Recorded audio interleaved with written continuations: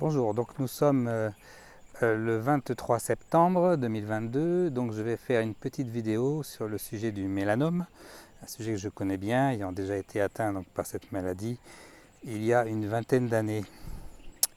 Donc le mélanome c'est quoi? C'est une transformation des mélanocytes. Donc les mélanocytes sont des cellules qui sont responsables de la pigmentation de la peau, des cheveux.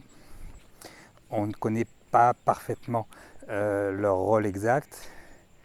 On sait simplement que leur déficience provoque des problèmes sensoriels. Et donc l'importance de dépister le mélanome, c'est effectivement de pouvoir le retirer avant qu'il ne soit trop tard.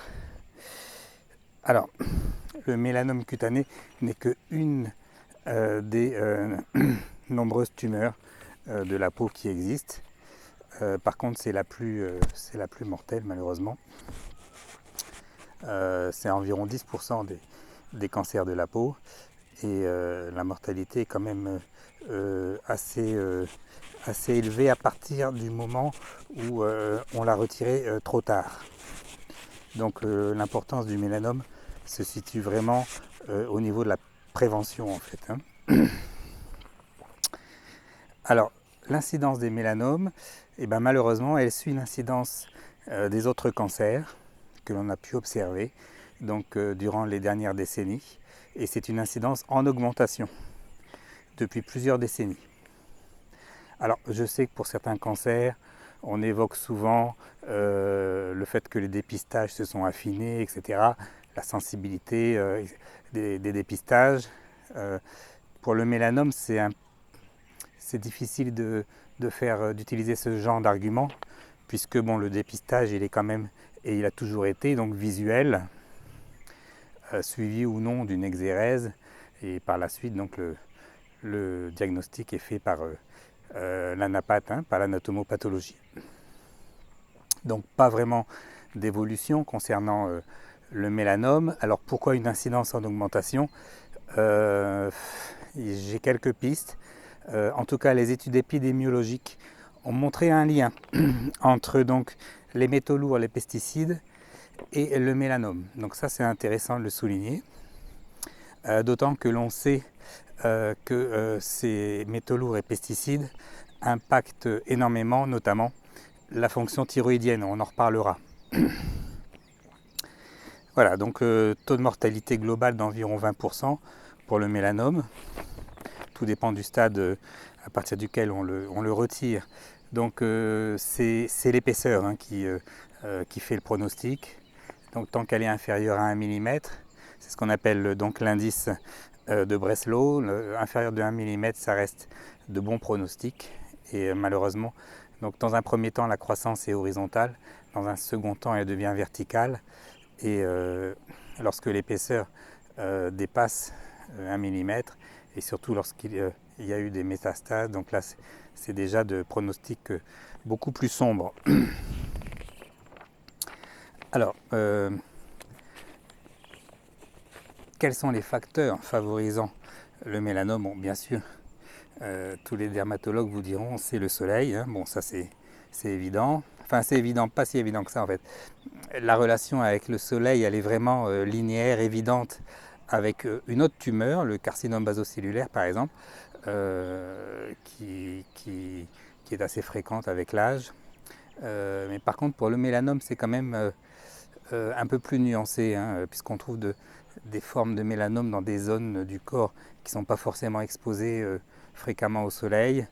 Donc c'est pas bon. Il y a un lien avec le soleil, oui, notamment l'exposition pendant l'enfance. Ça, c'est avéré. Voilà. Au niveau de l'exposition, par rapport au discours officiel, je vais nuancer quand même un petit peu, parce que bon, si on écoute le discours officiel, il faut fuir le soleil à tout prix, mettre des crèmes écran total. Donc, si on raisonne un petit peu, si on essaie de réfléchir, c'est quand même pas très logique. Le soleil, il est là, il a une fonction, notamment au niveau du corps humain. Donc, sa fonction lorsqu'on s'expose le matin au soleil, eh ben, on favorise la synthèse de cortisol, ce qui est donc, c'est le but, hein, le pic de cortisol doit avoir lieu le matin. Et le fait de s'exposer également en début de journée à la lumière solaire permet d'avoir un bon rythme circadien. C'est-à-dire, le rythme circadien, c'est le rythme jour-nuit. Et c'est capital pour bien dormir. Qui dit bien dormir dit sommeil de qualité. Qui dit sommeil de qualité dit bonne santé, prévention des maladies, dont le cancer. D'où l'intérêt quand même de s'exposer, mais à bon escient, s'exposer correctement. Autre intérêt du soleil également, la synthèse de vitamine D. Donc le lien de la protection de la vitamine D par rapport au cancer, au pluriel, hein, tous les cancers, y compris mélanome, donc c'est maintenant avéré. Donc ne pas s'exposer au soleil ou avoir trop recours aux écrans, aux crèmes solaires, hein, cela forcément freine la synthèse de vitamine D. Donc là aussi, on est un petit peu contre-productif. Donc franchement, au niveau de la santé, il n'y a vraiment pas d'intérêt. Je vois pas d'intérêt à fuir le soleil à tout prix, hein. Il faut s'exposer selon son phénotype de peau. Donc pour ce qui me concerne, l'exposition sera rapide et de courte durée, mais il faut s'exposer quand même. Et surtout, ce que les études ont montré, c'est qu'il n'y a rien de pire qu'une exposition intermittente. Les frères Garland, qui sont les pionniers, hein, concernant la vitamine D, ils avaient exploré donc les statistiques de l'armée américaine et donc ils s'attendaient en fait à ce que l'incidence du mélanome soit la plus importante chez les marins qui sont exposés sur les ponts à la lumière solaire de façon intense. Et en fait, contre toute attente, ils ont trouvé une incidence maximale chez les sous-mariniers. Donc des gens qui justement ne s'exposent pas au soleil pendant des semaines et des semaines. Donc c'est très intéressant, hein, ça. Voilà. Donc une exposition régulière, mais jamais rougir. Voilà, éviter le coup de soleil. Une exposition adaptée en fait à ce que notre peau peut tolérer. Alors parmi les choses, on va dire, que l'on peut voir pour optimiser, pour éviter, c'est bon, je vous avoue que j'ai beaucoup cherché. Bon, il y a quand même quelque chose que j'ai trouvé avec les années. Il semble qu'il y a un lien quand même, je pense, avec les hormones thyroïdiennes. Donc, bon, effectivement, pour le cancer, le docteur Thierry Hertog le rappelle, hein, ce sont les hormones thyroïdiennes qui sont les plus importantes sur ce point. Et donc pour le mélanome aussi, je pense. Et mon expérience personnelle, d'ailleurs, semble le corroborer, puisque lorsque j'ai eu mon premier mélanome, je me suis découvert en même temps une thyroïdite auto-immune. Donc effectivement, je pense qu'il y a quelque chose à voir de ce côté-là. Optimiser ces hormones thyroïdiennes, c'est quand même bien pour pas mal de choses, dont le cancer. Alors, maintenant, comme je l'ai dit, la prévention, c'est plus important. Donc pour cela, c'est visuel, hein, il faut entraîner son œil. Alors il y a la règle ABCDE que je vais vous expliquer rapidement.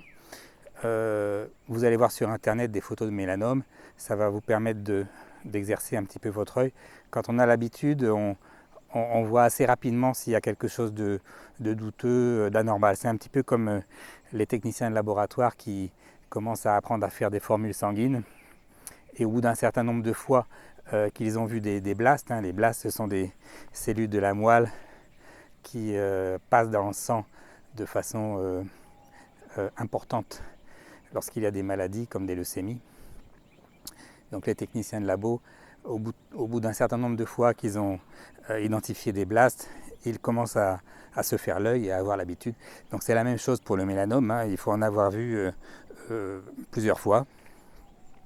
Et après, donc, il y a une règle qui permet assez rapidement de pouvoir faire un screening, un tri par rapport à tous les névis que vous pouvez observer. C'est la règle ABCDE. Donc ça c'est le moyen mnémotechnique, hein. ABCDE, donc le A c'est asymétrie. Donc on a affaire en général à quelque chose d'asymétrique, hein, c'est pas quelque chose de bien rond. Voilà. Le B, c'est les bords irréguliers. Là aussi, hein, on a en général des bords irréguliers, parfois un peu flous, avec des démarcations douteuses. Le C, c'est la couleur hétérogène en général. Hein. Là aussi, il y a des exceptions. Il y a des mélanomes achromiques, hein, ça arrive. Ce sont les plus difficiles, hein, évidemment, à trouver. Donc la couleur, en général, couleur hétérogène. Hein. On n'a pas une seule couleur. On a vraiment, on peut avoir du noir avec un peu de rouge autour. Voilà. Le D, c'est le diamètre. Donc on commence à s'inquiéter à partir de 5-6 mm. Si c'est quelque chose de 2 mm, 3 mm, on peut surveiller, mais bon, ça s'arrête là. Hein. On ne va pas courir pour le retirer. Et le E, c'est l'évolution, évidemment, parce que le mélanome, donc c'est quelque chose, c'est une tumeur, donc c'est quelque chose qui évolue plus vite que le reste. Donc si on a quelque chose qui évolue assez rapidement, effectivement, ça fait partie des critères. Donc ensuite, qu'est-ce qu'il faut faire? On va chez le dermatologue.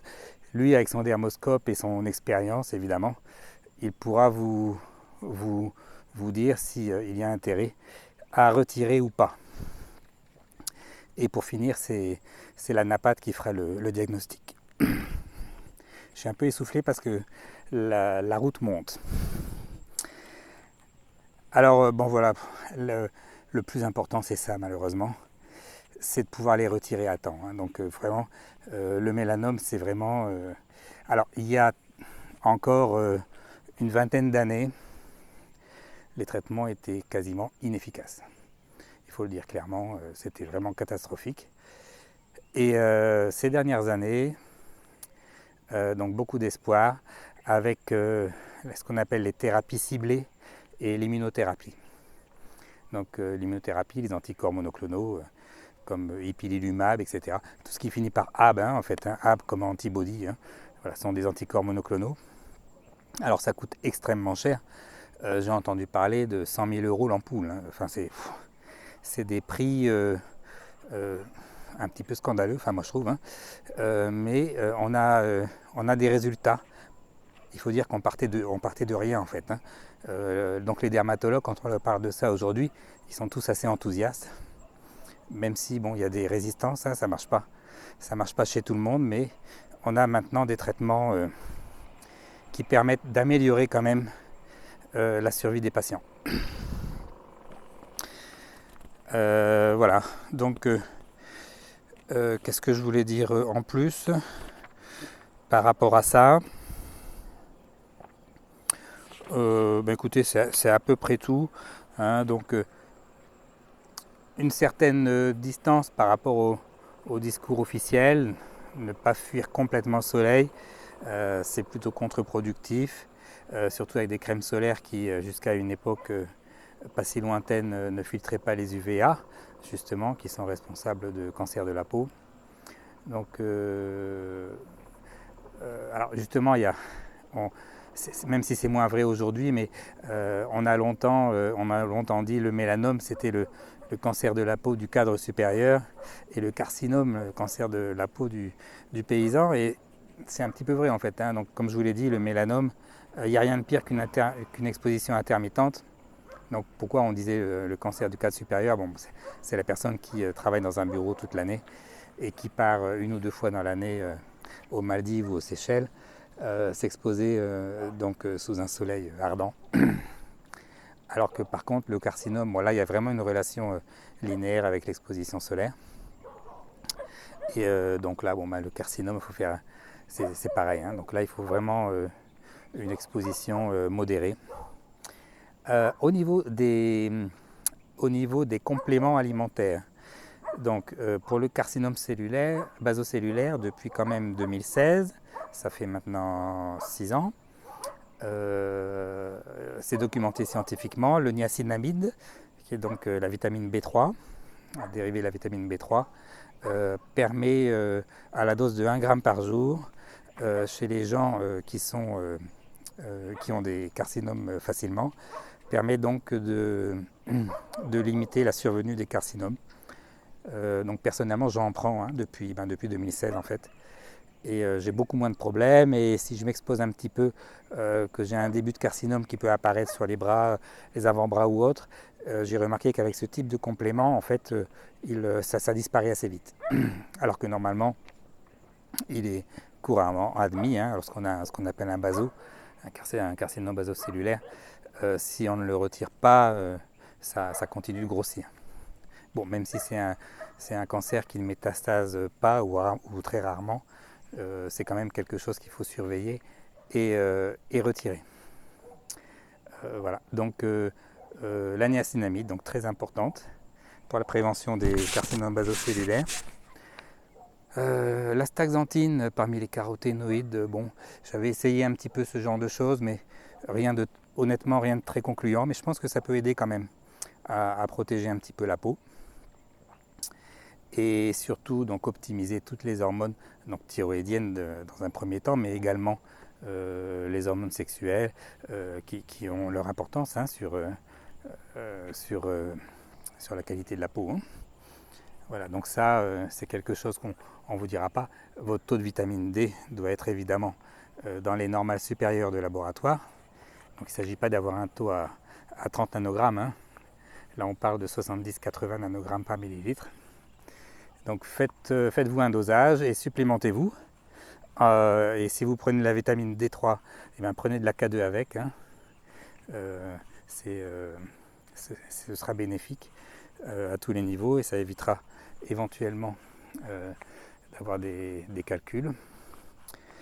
Voilà, donc optimiser vitamine D, optimiser statut hormonal, la DHEA, hein, c'est une hormone qui joue sur la qualité de la peau, donc avec l'âge elle baisse. Hein.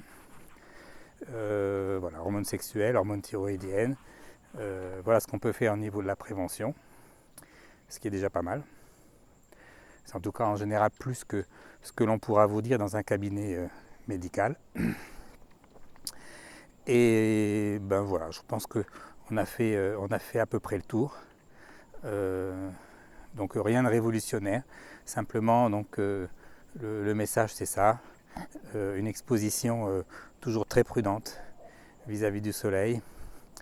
Et bon, bien sûr, comme tous les cancers, il y a d'autres facteurs.